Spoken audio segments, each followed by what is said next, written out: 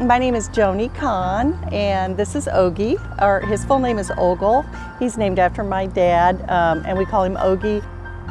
My dad was a patient at the community rehab hospital, and it was after a minor surgery for some back problems, and he was there for a 3-week rehabilitation. And about the second week, he was not improving at all.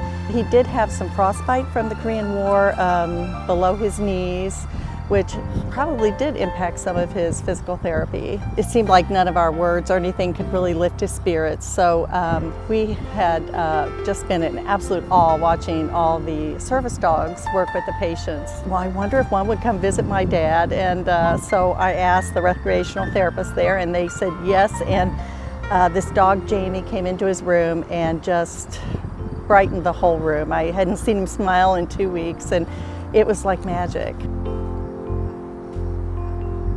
I got to know a gal in the recreational therapy department. Her name was Beth, and I kept asking, actually harassing her every day, could a dog visit my dad? And she said to me, hey, you know, have you ever thought about being a furlough volunteer for our organization called ICAN? And I said, well, no, I haven't. So I talked to my dad. He was so excited about it. He said, oh, Joni, go, you've got to go to the classes. So about the 3rd week in the rehab, Dad was getting worse and not improving at all. And he had malignant spinal cord tumors. It was caused from a disease called multiple myeloma.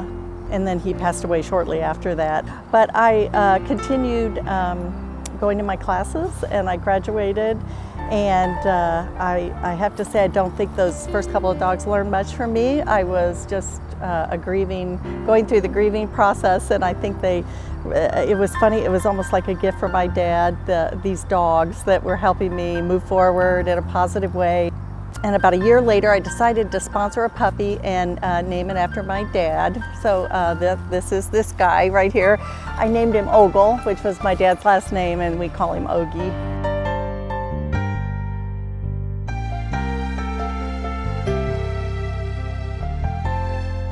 Our monthly furlough class just happened to be at the community rehab hospital, and I knew it was going to be really tough, you know, to go back in there.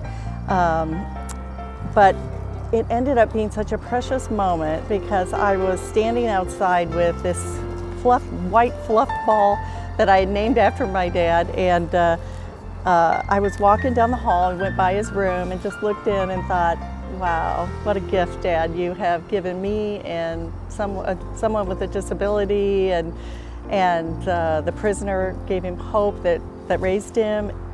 Ogie is 15 months old, and he is level 1 and half of his level 2 trained by Dustin, his handler at Pendleton Prison. And Ogie will go on to be an ambassador dog for ICAN. So his skills won't go to waste, and we plan on taking him to events and using him as an ambassador dog. ICAN in general, dogs are service dogs, so they provide a service to a disabled person.